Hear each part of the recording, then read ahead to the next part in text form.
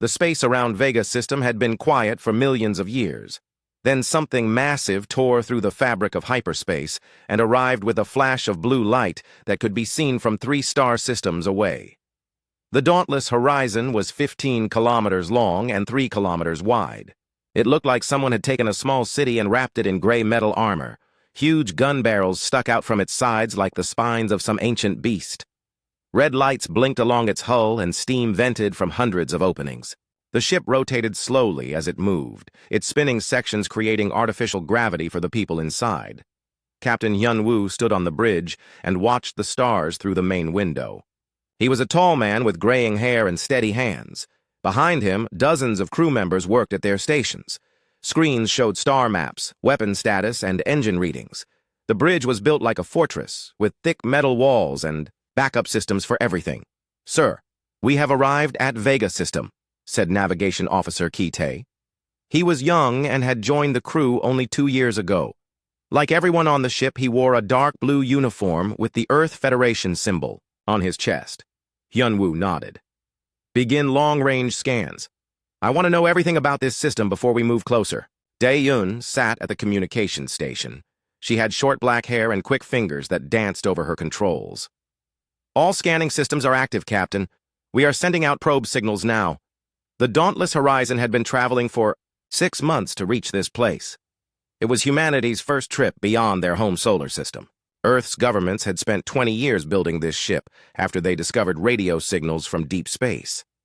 They knew aliens existed, but they had never met them. The ship carried 200,000 people. Most were civilians, scientists, engineers, doctors, and their families. But 50,000 were military personnel. The ship had enough weapons to destroy a small moon and enough armor to survive almost anything. Humans had learned to prepare for the worst. "Captain," said Science, Officer Boram. She was older than most of the crew and had helped design many of the ship's systems. "We are detecting artificial structures in the inner system. There are objects orbiting the 4th planet that do not match natural formations." Hyun-woo felt. His heart beat faster. "Alien structures?" "Yes, sir. The computer shows at least 12 large objects in orbit around Vega Prime. They appear to be space stations or ships." Tactical Officer Jae-min looked up from his station. He was responsible for the ship's weapons and defenses. "Captain, should we prepare for combat?" "Not yet," Hyun-woo said. "We came here in peace. But keep our shields ready and our guns powered up.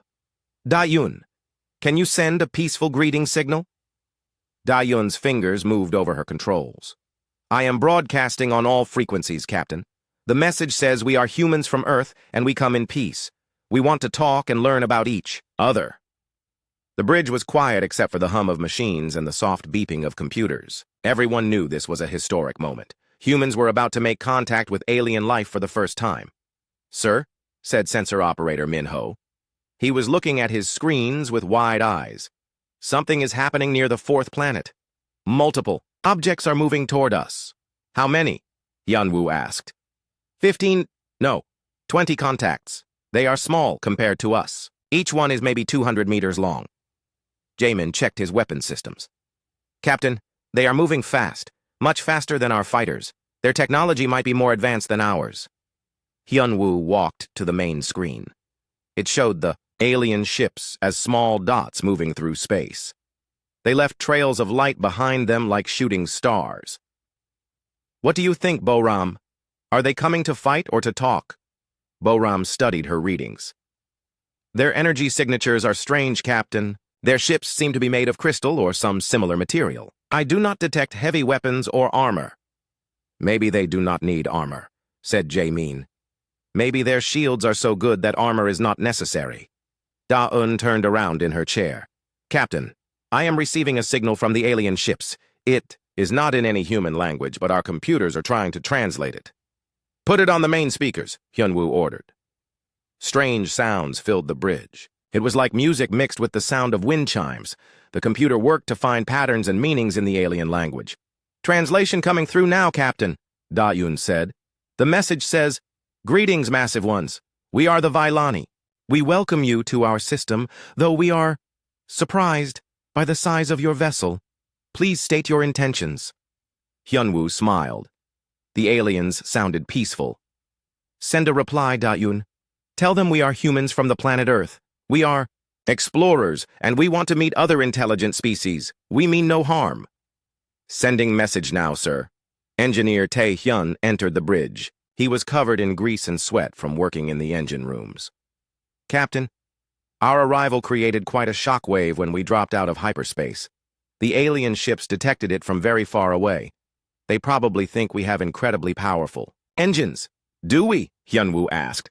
Compared to what I am seeing on the sensors, yes, sir. Our engines are much bigger and more powerful than theirs, but their ships are faster and more elegant.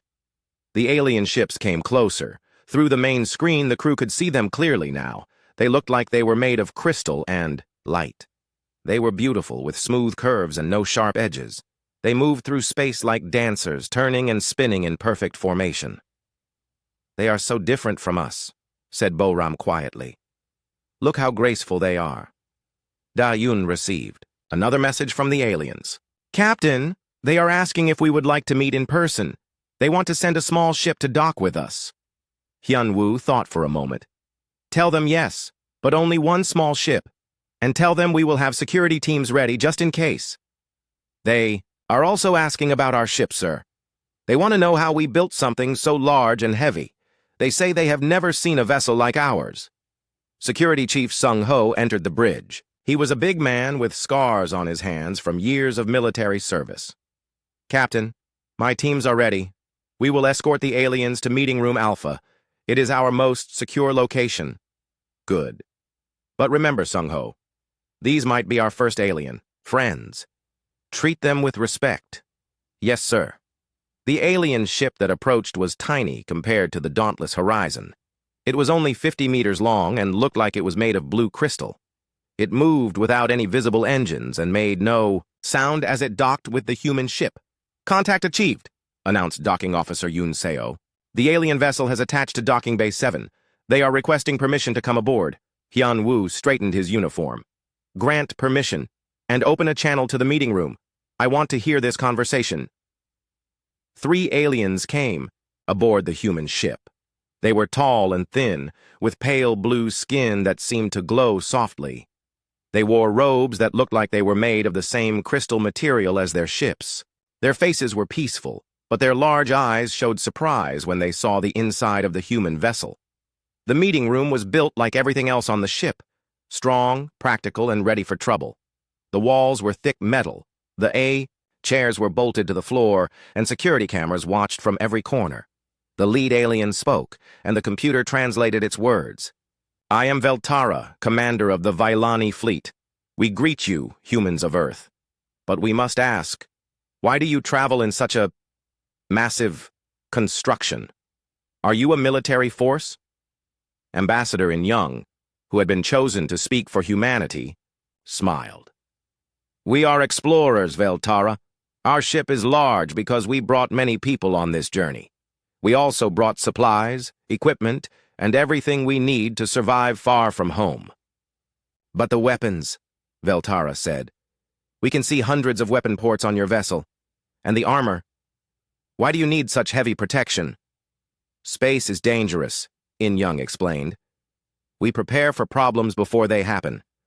Our ship can survive meteor strikes, solar storms, and even attacks by hostile forces. We build things to last.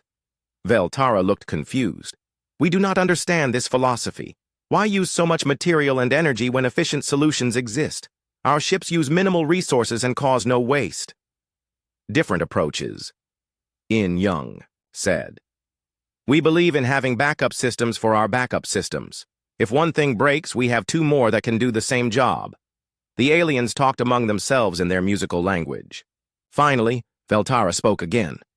We would like to invite you to visit our homeworld. Our people will want to study your unique approach to space travel, but we worry that your vessel is too large for our orbital space. On the bridge, Hyunwoo frowned. The aliens seemed nice, but they clearly thought humans were primitive or wasteful. He had a feeling that this was going to be a complicated relationship. Tell them we accept their invitation, he said to Da-Yun, but warn them that our ship needs a lot of room to maneuver safely.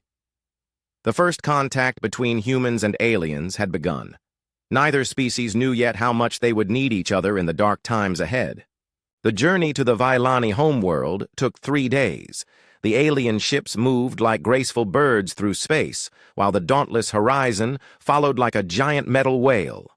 Veltara had assigned 12 of her ships to escort the humans, but she spent most of her time trying to understand how the massive human vessel worked.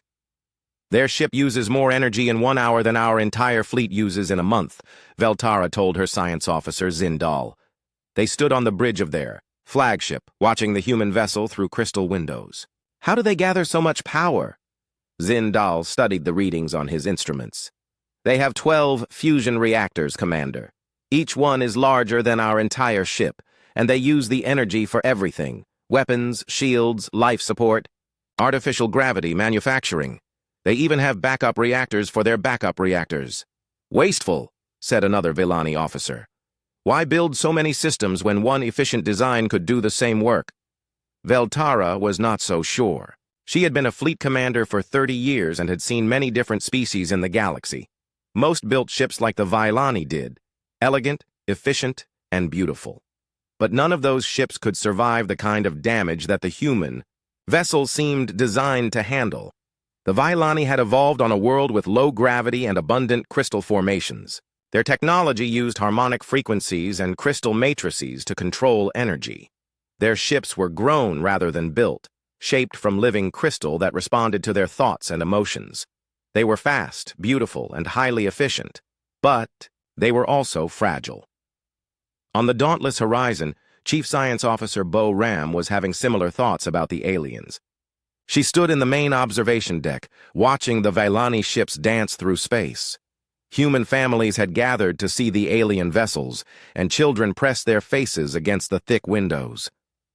"Look how they move, Mommy," said a little girl. "Like butterflies." Bo-Ram smiled. The child was right. The alien ships did move like butterflies, beautiful, graceful, and delicate. They left trails of light as they flew, and their crystal hulls caught the light of Vega and threw rainbows across space. "Dr. Bo-Ram," said her assistant Junseo, "the aliens have agreed to let us scan one of their ships. They want to scan ours, in return." "Interesting. What have we learned so far?" Junseo checked his tablet. "Their ships are mostly hollow. The crystal hulls are only a few centimeters thick. They have no armor in the traditional sense. Instead, they use energy fields to protect themselves." "And weapons?" "That is the strange part. We cannot find any weapons on their ships. They have tools that could be used as weapons, but nothing designed specifically for combat." Bo-Ram frowned. "No weapons at all? How do they defend themselves?" "Maybe they have never needed to fight," Junseo suggested. "Maybe their part of the galaxy is peaceful." Engineer Tae-hyun joined them at the observation window. His uniform was clean now, but his hands still showed grease stains from his work in the engine rooms. "I have been talking to their engineers," he said. "They are amazed by our redundant systems. They cannot understand why we have 3 separate life support networks." "What did you tell them?" Bo-Ram asked. "I explained that if one system fails, we have 2 more. If those fail, we have emergency systems. If those fail, we have survival, suits, and emergency shelters." They looked at me like I was crazy. "Maybe they think we are paranoid," said Junseo. Tae-hyun shook his head. "No, I think they just evolved in a safer environment than we did. Earth taught us that space is trying to kill us at every moment. We build our ships to survive anything." Meanwhile, in the diplomatic section of the ship, Ambassador In-young was having tea with Veltara and 2 other Villani representatives. The aliens did not drink tea, but they seemed fascinated by the human custom of sharing food and drink during negotiations. "Tell us about your homeworld," Veltara said. Her voice came through the translation computer as soft music. "What is Earth like?" In-young smiled. "Earth is a beautiful world, but also dangerous.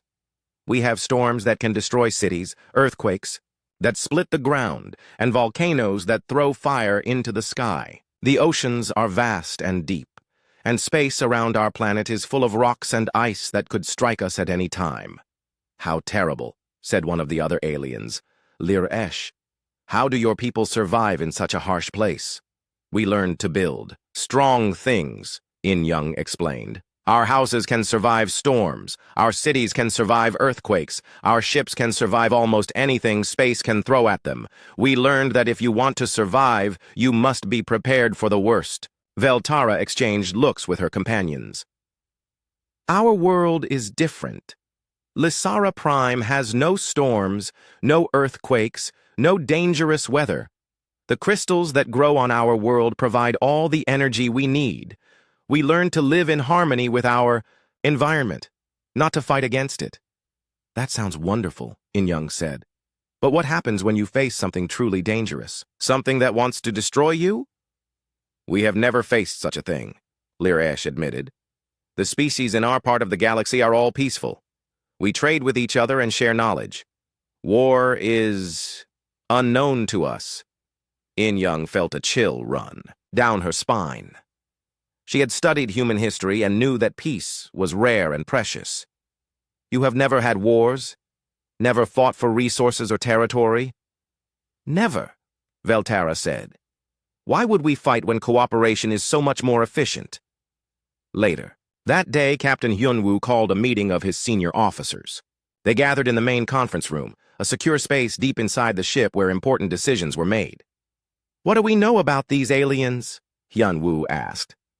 Boram spoke first. They are technologically advanced, but in different ways than us. Their ships are faster and more efficient, but they have no armor and no weapons. They seem to have evolved in a very peaceful environment. No weapons at all? Asked Security Chief Sung-ho.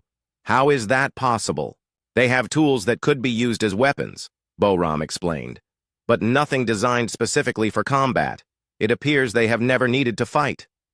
Tactical Officer Jae-min looked worried. Captain, if they have never fought wars, they have no concept of military strategy or defense. They are sitting ducks for any hostile force. Maybe there are no hostile forces in their part of the galaxy, suggested Communications Officer Da-Yun. Maybe they are all peaceful like the Vailani. Engineer Tai-hyun shook his head. I have been studying their ship designs. They are beautiful and efficient, but they are also fragile. One good hit would destroy their crystal hulls.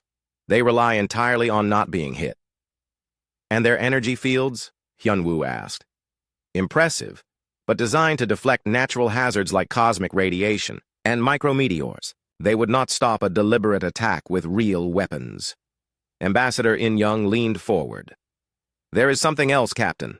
They are part of a larger community called the Harmony Sphere. Dozens of species that all share similar philosophies about peace and efficiency. How many species? Hyunwoo asked. At least 50, maybe more. They have been in contact with each other for thousands of years. They trade, share knowledge, and help each other. It sounds like a paradise. Or a target, said Sung-ho grimly. 50 peaceful species with no military experience and no weapons? Any aggressive force could conquer them all. Hyunwoo was quiet for a moment. He looked out the conference room window at the Vailani ships. They were so beautiful, so graceful, but they were also so vulnerable. What are your recommendations? He asked his officers. Jae-min spoke first. We should be careful, Captain. We do not want to appear threatening, but we also need to be ready for anything. These aliens have never faced a hostile force. They do not understand the dangers that might exist in the galaxy. I agree, said Sung-ho. We should share some of our defensive technology with them. Help them prepare for threats they have never considered. Boram had a different view. We should learn from them too, Captain. Their technology is elegant and efficient. We could improve our own ships by studying their designs. In-Young nodded. And we need to be diplomatic. We are the newcomers here. We cannot tell them how to live or what to build. We can only offer friendship and assistance. Hyunwoo made his decision. We will proceed carefully. We will share knowledge and learn from each other. But we will also keep our weapons ready and our shields up. I have a feeling that the galaxy is not as peaceful as our new friends believe. 2 days later, the dauntless Horizon arrived at Lysara Prime. The planet was beautiful beyond description. It was covered in crystal formations that caught the light of its star and threw rainbows across space. The Vailani cities looked like gardens of living light, growing from the crystal surface like flowers. But the sight that worried Captain Hyunwoo was the orbital defenses. They were small, elegant, and clearly designed to handle ships the size of Vailani vessels. His massive ship was 50 times larger than anything they had ever seen. "Captain," said Navigation Officer Kai Te, "the orbital traffic control is asking us to stop. They say our ship is too large for their shipping lanes." Hyunwoo sighed. This was going to be a problem. The dauntless horizon hung in space like a metal mountain, while the Vailani orbital control tried to figure out where to put it. The human ship was so large that it blocked sunlight from reaching 3 orbital stations. Ships that had been following normal flight paths now had to go around the massive vessel. "This is unprecedented," said Orbital Controller Yelnara as she stared at her displays. Small Vailani cargo ships looked like insects next to the human vessel. "How do we accommodate something so large?" On the planet below, emergency meetings were being held in crystal spires that served as government buildings. The Vailani had never seen a ship that could carry entire cities. They were trying to understand whether the humans were peaceful explorers or a massive military force. Captain Hyun-woo stood on his bridge, watching the beautiful planet below. The crystal formations created patterns of light across the surface that shifted and changed like a living kaleidoscope. It was the most beautiful world he had ever seen. "Captain," said Communications Officer Da-eun, "we are receiving dozens of signals from the planet. News organizations, government officials, and scientific institutions all want to talk to us." "And the orbital traffic situation?" "Not good, sir. Our ship is disrupting 3 major shipping lanes. Cargo vessels are backing up for thousands of kilometers." Navigation Officer Kaite looked embarrassed. "Sir, I am sorry. I calculated our arrival coordinates based on human orbital systems. I did not think about how different their traffic patterns might be." Hyunwoo put a hand on the young officer's shoulder. "Not your fault, Kaite. We all assumed their infrastructure would be similar to ours. We were wrong." Ambassador In-young entered the bridge carrying a tablet full of diplomatic messages. "Captain, the Vailani government wants to arrange a formal first contact ceremony, but they also want us to move our ship to a less crowded orbit." "Where do they suggest we go?" "The outer edge of the system. There is a dead moon we could orbit without disrupting their commerce." Tactical Officer Jae-min frowned. "That puts us very far from the planet, Captain. If something goes wrong, we would need hours to reach them." "What could go wrong?" In-young asked. "These people have never had a war. They do not even have weapons." "That is exactly why something could go wrong," Jae-min replied. "They are completely defenseless." Before Hyun-woo could respond, Science Officer Bo-ram hurried onto the bridge. She was excited and carrying a data pad full of readings. "Captain, you need to see this. I have been analyzing the signals from this system, and there are ships coming from other star systems. Lots of them." "Hostile ships?" Hyun-woo asked. "I do not think so, sir. The Vailani are telling me that representatives from other species are coming to meet us. This is apparently a very big event for them." Da-eun checked her communications panel. "I am receiving a transmission from something called the Galactic Council. They want to arrange a formal meeting with us." "The Galactic Council?" Bo-ram nodded. "It appears that the Vailani are part of a much larger community than we thought. Dozens of species that work together and share technology. They call themselves the Harmony Sphere." "How many species?" Hyun-woo asked. "At least 50 confirmed, sir. Maybe more. Ships are coming from 12 different star systems to meet us." Engineer Tae-hyun joined the group on the bridge. "Captain, I have been talking to Vailani engineers about their ships. They are all built using the same basic principles: minimal material use, maximum efficiency, and elegant design. Every species in their community follows similar rules." "What kind of rules?" "No waste, no redundancy, no unnecessary systems. They believe that elegant solutions are always better than brute force solutions." Security Chief Sung-ho looked worried. "Sir, that philosophy works fine if nothing ever goes wrong. But in the real world, things break, systems fail, and enemies attack. You need backup plans." "They do not seem to have enemies," In-young pointed out. "From what I can tell, the Harmony Sphere has been peaceful for thousands of years." Over the next few hours, ships began arriving from across the sector. The human crew watched in amazement as dozens of different alien vessels appeared in the Lysara system. Each ship was different, but they all shared the same elegant, efficient design philosophy. The ethereal Keth arrived in ships that looked like soap bubbles filled with lightning. Their vessels were made of pure energy held together by force fields. They were beings of living electricity who had learned to travel between stars by riding solar winds. The Verdant Collective came in ships that were actually alive. Their vessels were giant space-borne plants with crystalline leaves that caught starlight for energy.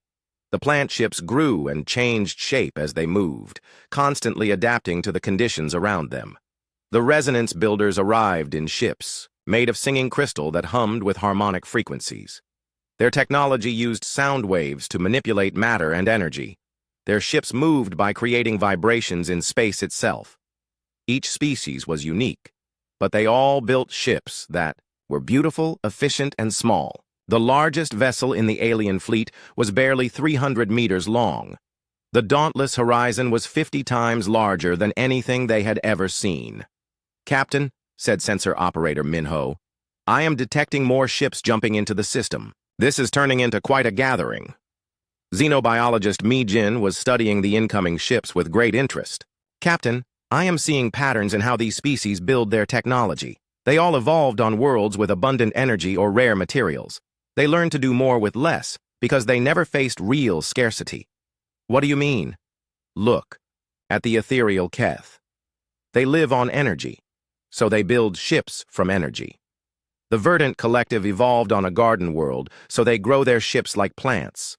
The resonance builders come from a world made of crystal, so they build with sound and harmony. None of them ever had to fight for resources."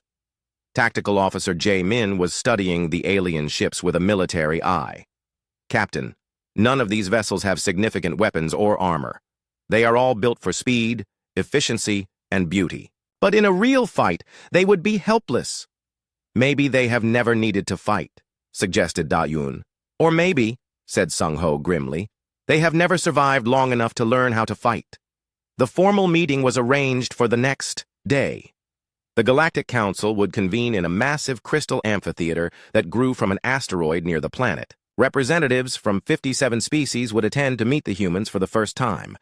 Captain Hyun Woo chose his diplomatic team carefully.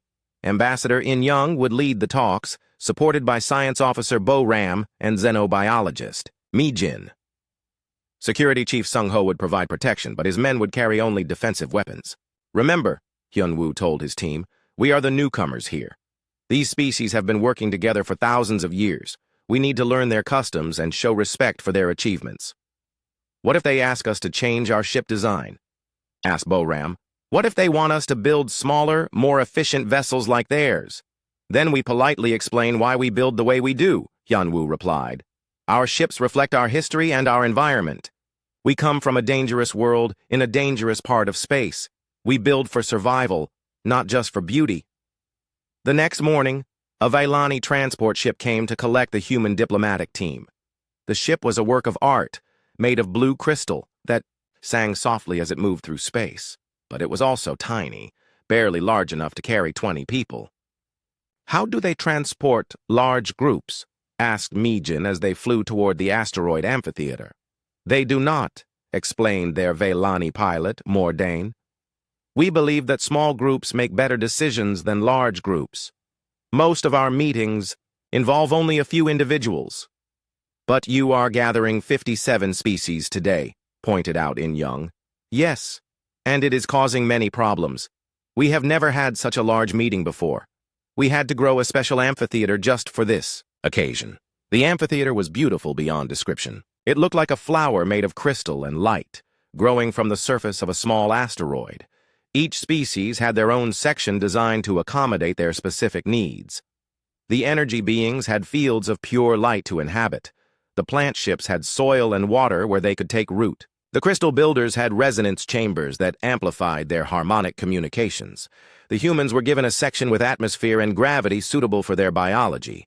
As they took their seats, In Young looked around at the incredible diversity of life forms gathered in one place.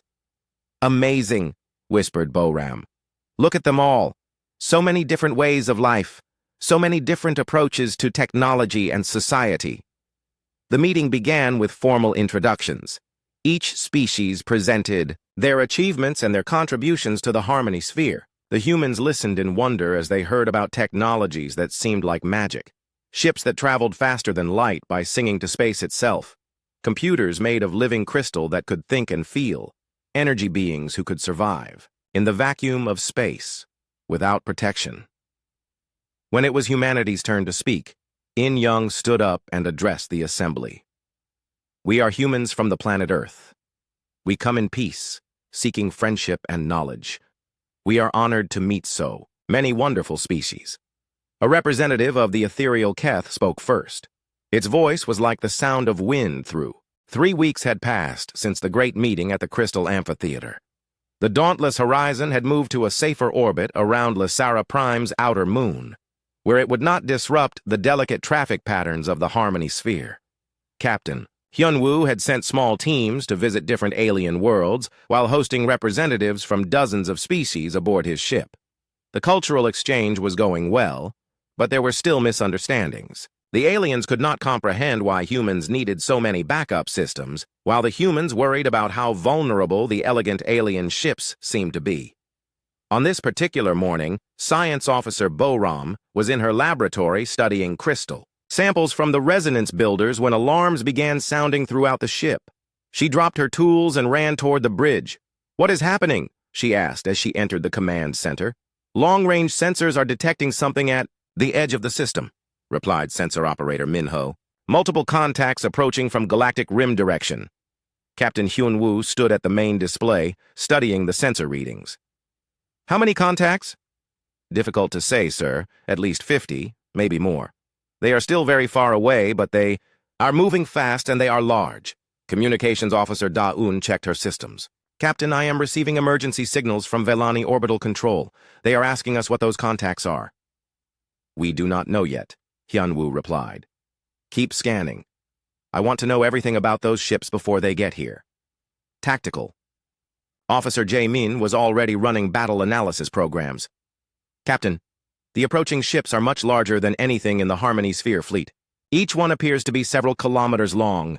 Their energy signatures are different from anything we have seen before. Hostile? Unknown, sir. But they are heavily armed and heavily armored. These are definitely military vessels." Ambassador In Young hurried onto the bridge. "Captain, the Galactic Council is requesting an emergency meeting. They want to know if these ships are human reinforcements."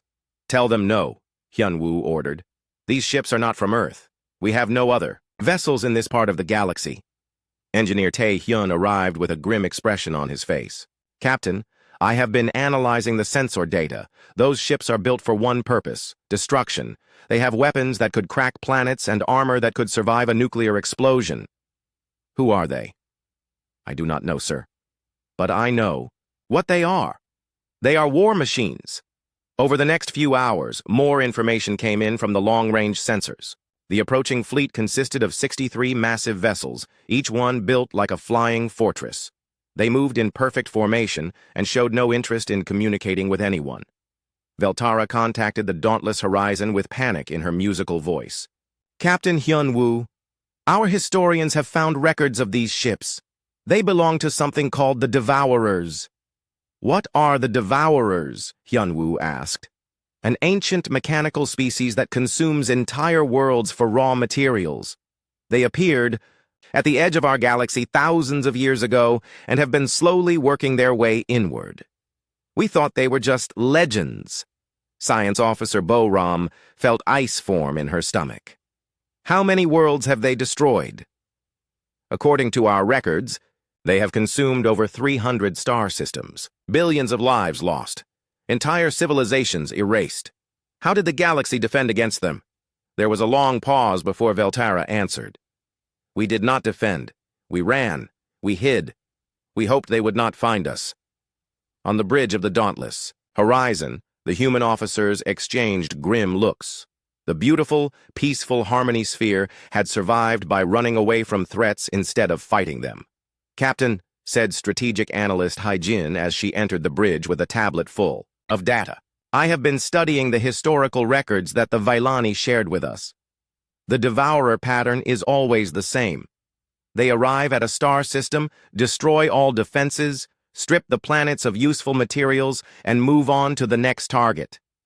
"What kind of defenses have they faced? That is the problem, sir. The Harmony Sphere species do not build real defenses. Their ships are fast and efficient, but they cannot stand up to serious military force. When the Devourers arrive, the local species evacuate if they can and abandon their worlds if they cannot. Hyun-woo studied the tactical display. The Devourer fleet was still 2 days away, but their course was clear. They were heading directly for Lysara Prime. How many people live on that planet? He asked. 12 billion Vylani, plus representatives from dozens of other species, replied xenobiologist Mi-jin. It is one of the most important worlds in the Harmony Sphere. And they have no real defenses? None that would matter against the Devourers. Their orbital platforms are designed to handle asteroids and space debris, not military attacks. Security. Chief Sung-ho entered the bridge carrying a detailed analysis of the alien fleet. Captain, I have bad news. Those Devourer ships are not just well-armed. They are designed specifically to destroy planetary defenses and strip mine worlds. Each ship carries enough firepower to level a continent. Recommendations? We need to get the civilians off that planet, sir. All of them. 12 billion people plus the alien representatives. With what ships? Asked Da-un. The Harmony Sphere vessels are tiny. They cannot carry large numbers of people. Then we use our ship, Sung-ho replied. The Dauntless Horizon can carry 200,000 people. We could make multiple trips. Tactical. Officer Jae-min shook his head. There is not enough time. At 60 trips, we could evacuate 12 million people. That leaves 12 billion behind. What about fighting? Asked Engineer Tae-hyun. Could we stop the Devourers? Everyone turned to look at him. Jae-min ran some quick calculations on his tactical computer. Sir, it would be 63 Devourer warships against our one vessel. Even with our superior firepower, the odds would be terrible. But could we win? Jae-min hesitated. Possibly. Our ship is heavily armed and heavily armored. We have weapons and defenses that the Devourers have never faced before. But it would be a desperate fight. Commander Won-sik, the ship's military leader, had been quiet during the discussion. Now he spoke up. Captain, I have been studying the Devourer tactics from the historical records. They are used to fighting elegant, efficient ships that break easily. They have never faced a vessel built like ours. What do you mean? Look at their weapons, sir. They are designed to punch through crystal hulls and energy shields. But our ship has 3 meters of composite armor and redundant defensive systems. We might be able to survive their attacks long enough to hurt them badly. And if we lose? Then 12 billion people die anyway, Won-sik replied grimly. At least this way they have a chance. Captain Hyun-woo was quiet for a long moment. He looked around at his officers, good people who had volunteered for a peaceful exploration mission. Now they were being asked to fight a war against impossible odds. What do the regulations say about this situation? He asked Ambassador In-young. There are no regulations for this, Captain. We are the first human ship to leave the solar system. Command did not write rules for what to do if we found a galactic war in progress. Then the decision is mine, Hyun-woo said. He activated the ship-wide communication system. All hands, this is the captain. We have detected a hostile force approaching the Vylani homeworld. In 36 hours, 63 enemy warships will arrive to destroy this planet and everyone on it. We are the only ship in the system capable of putting up a real fight. He paused, thinking about his next words carefully. I will not order anyone to fight this battle. We came here as explorers, not as warriors. Any crew member who wants to evacuate with the civilian population will be allowed to do so. But for those who choose to stay, we are going to show these Devourers what human engineering can do. The response was immediate. Throughout the ship, crew members began volunteering for combat duty. Engineers started preparing the weapons systems. Medical teams set up trauma centers. Civilian families began evacuating to the safer areas deep inside the ship's armored core. Within 6 hours, the Dauntless Horizon had transformed from an exploration vessel into a warship. The humans worked with desperate efficiency, knowing that 12 billion lives depended on them. Veltara contacted them again as the Devourer fleet drew closer. Captain Hyun-woo, our government is grateful for your offer to help, but we cannot ask you to sacrifice your ship and your people for us. You should evacuate with the others. With respect, Commander Veltara, we did not ask for permission. Hyun-woo replied. This is what humans do. When innocent people are threatened, we fight, but you are only one ship against 63. It is hopeless. Maybe, Hyun-woo admitted, but sometimes one ship is enough. As the Devourer fleet approached Lysera Prime, the Harmony Sphere vessels began evacuating the planet. Their elegant ships carried as many people as they could, but there were simply too many civilians and not enough ships. The Dauntless Horizon moved to intercept the enemy fleet at the edge of the system. It was a massive gray fortress flying alone toward an armada of destruction, carrying the hopes of an entire civilization. In the crystal cities below, 12 billion Vailani looked up at the stars and prayed that the strange, violent, beautiful humans would prove that sometimes brute force and redundant systems could triumph over elegant efficiency. The battle. The Devourer fleet emerged from hyperspace like a swarm of metal predators. Each ship was a masterpiece of destructive engineering, angular, brutal, and designed for one purpose: consuming worlds. Their hulls were black as space itself, covered with weapon ports and mining equipment that could strip a planet bare in months. Captain Hyun-woo stood on the bridge of the Dauntless Horizon, watching the enemy fleet deploy into attack formation. His ship hung in space between the Devourers, and Lysera Prime like a single guard dog facing a pack of wolves. 63 contacts confirmed, reported sensor operator Minho. Each ship is approximately 4 kilometers long. They are spreading out to surround the planet. Energy signatures? Asked Tactical Officer Jae-min. Massive, sir. Each Devourer ship has enough firepower to destroy one of our cities. Together, they could crack the planet's crust. And us? Jae-min checked his weapons systems. All railguns loaded and ready. Fusion torpedoes armed. Particle beam arrays charging. We are as ready as we can be, sir. Communications Officer Da-eun turned from her station. Captain, the Devourers are broadcasting on all frequencies. The computer is translating now. A mechanical voice filled the bridge, cold and emotionless. Biological entities of this system. You will evacuate immediately. This world has been selected for resource extraction. Resistance will result in immediate termination. Friendly bunch, muttered Security Chief Sung-ho. Captain Hyun-woo activated the ship's external communications. Devourer Fleet, this is Captain Hyun-woo of the Earth vessel, Dauntless Horizon. You are not welcome in this system. Turn around and leave now. The mechanical voice responded immediately. Unknown vessel. Your presence is noted. Evacuate or be destroyed.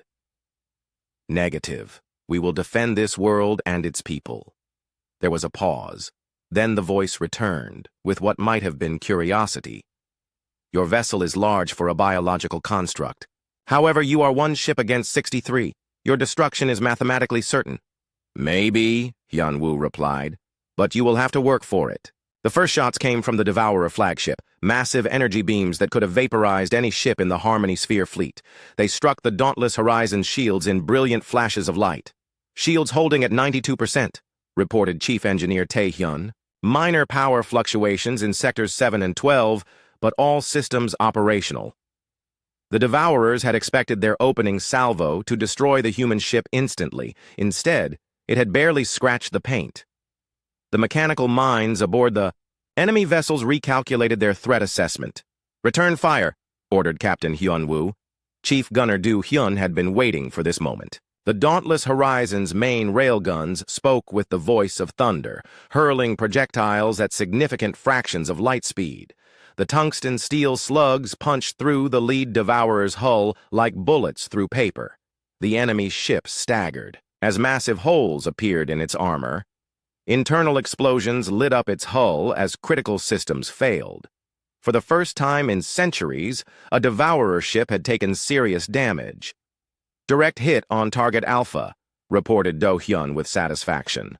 Heavy damage to their forward sections. They are falling back, but the other 62 ships were already responding. Energy beams, plasma bolts, and missiles filled space around the human vessel. The Dauntless Horizon shook under the concentrated fire, but its massive armor held. Damage report, called Hyun-woo. Hull breaches on decks 15 through 20, replied Damage Control Officer Yoon Seo. Emergency teams are sealing the compartments. Casualties are minimal thanks to the evacuation protocols. Engineer Tae-hyun was already rerouting power around damaged systems. Captain, they are hitting us with everything they have, but our redundant systems are holding. We can take this level of punishment for hours. The human ship continued its deadly dance through space, trading fire with the entire Devourer fleet. Its railguns reached out across thousands of kilometers to punch holes in enemy hulls, while its fusion torpedoes exploded against Devourer shields in miniature suns. The Devourers had never faced an opponent like this. Their usual enemies were elegant, efficient ships that relied on speed and shields for protection. A single good hit would destroy them. But the human vessel absorbed devastating damage and kept fighting. Their armor is impossible, transmitted one Devourer commander to another. Our weapons should have destroyed them by now. Increase power to forward batteries, came the reply. Concentrate all fire on a single section of their hull. 20 Devourer ships focused their weapons on the Dauntless Horizon's port side. Energy beams converged in a brilliant display of destructive power. The human ship's shields overloaded and failed in that sector. Port shields down, reported Tae-hyun. They are cutting through the outer armor. Reroute power from the secondary reactor, ordered Hyun-woo. All available energy to the port deflector array. The crew worked with desperate efficiency as the enemy beams carved deeper into their ship's armor. But the Dauntless Horizon had been built for this kind of punishment. 3 meters of composite armor protected the vital systems, and even when that was breached, redundant bulkheads kept the damage from spreading. "Launching fighter squadrons!" announced Flight Commander Hae-rin. "All pilots engage at will!" Hundreds of small craft poured from the Dauntless Horizon's launch bays. Human fighters were tiny compared to the massive capital ships, but they were fast, well-armed, and piloted by people fighting for the lives of 12 billion innocent civilians. The fighters swarmed over the Devourer ships like angry bees, their weapons targeting sensor arrays, weapon ports, and engine systems. The mechanical vessels tried to swat them down with point defense systems, but there were too many targets moving too fast. Fighter Squadron 7, reporting successful hit on Devourer primary sensor array, came the voice of Squadron Leader Park Jin-ho over the communication system. Target is flying blind. Fighter Squadron 12 has disabled the engines on Target Gamma, reported another pilot. They are dead in space. But the human fighters were taking losses too. Devourer point defense systems were deadly accurate, and space around the battle zone was filled with debris from destroyed aircraft. Back on the Dauntless Horizon, strategic analyst Hae-jin was monitoring the overall battle situation. "Captain, we have destroyed or disabled 15 enemy ships, but we are taking heavy damage. Hull integrity is down to 60% in some sections. How long can we hold out?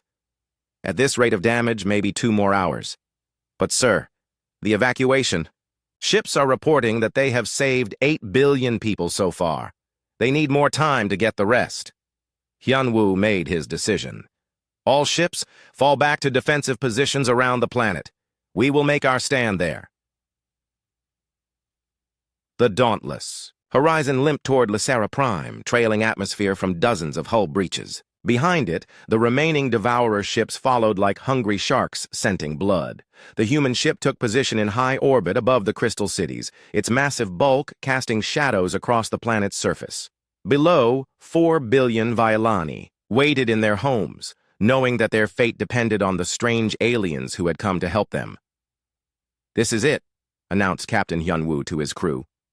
"We hold the line here. No matter what happens, those ships do not reach the planet." The final phase of the battle began as the Devourer fleet closed in. The human ship was battered and bleeding, but its weapons were still functional, and its crew was still fighting. Gunner Do-hyun targeted the largest Devourer ship with everything he had. "For Earth!" he shouted as he fired the main battery. The railgun volley struck the enemy flagship dead center, punching through its hull and detonating its primary reactor. The massive ship broke apart in a chain reaction of explosions that lit up space like a second sun. But there were still 47 enemy ships left, and they were closing in for the kill. Engineer Tae-hyun was working miracles in the engine rooms, keeping critical systems running with spare parts and determination.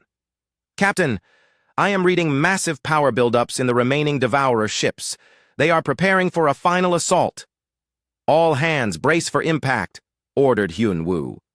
The concentrated fire from 47 devourer ships struck the human vessel like the fist of an angry god. Armor plating vaporized, hull sections collapsed, and entire decks were open to space. But deep in the armored core of the ship, the bridge crew was still alive and still fighting. "Damage report," called Hyun-woo through the smoke and sparks. "We have lost 60% of our weapons systems," reported Jae-min. "Main engines are offline. Life support is failing in the outer sections." "But we are still here," added Tae-hyun with grim satisfaction. "And they are not expecting us to still be operational." The Devourers had made the same mistake that many enemies had made when fighting humans. They had assumed that massive damage would stop the human ship. They did not understand that humans built their vessels to keep fighting even when they were falling apart. "All remaining weapons, target the nearest Devourer ship," ordered Hyun-woo. "Show them that we are not finished yet." The last functional railgun spoke one more time, and another enemy ship died in silent flame. The battle was far from over, but the humans had already accomplished something impossible. They had hurt the unstoppable Devourers and shown the galaxy that elegant efficiency was not the only way to fight. The dauntless Horizon hung in space like a wounded giant, its hull scarred and bleeding atmosphere from dozens of breaches. Half of its weapons were destroyed, its main engines were offline, and entire sections had been opened to the vacuum of space. But deep in its armored core, the human crew continued to fight. Captain Hyun-woo looked around his damaged bridge. Smoke filled the air, sparks flew from broken consoles, and emergency lighting cast everything in an eerie red glow. But his people were still at their posts, still doing their jobs. "Sir," reported Communications Officer Da-eun, "I am receiving transmissions from the evacuation fleet. They have successfully rescued 11 billion people from the planet. Only 1 billion remain. How much time do they need?" "4 more hours, Captain." Tactical Officer Jae-min checked his damaged systems.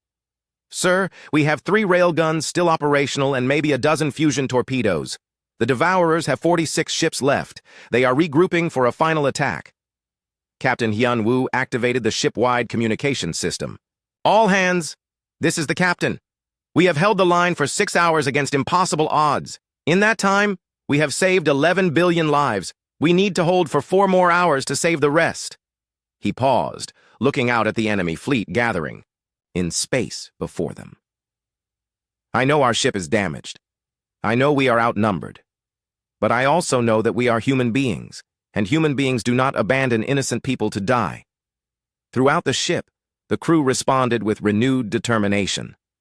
In the engine rooms, Engineer Tae-hyun and his teams worked to restore power to damaged systems.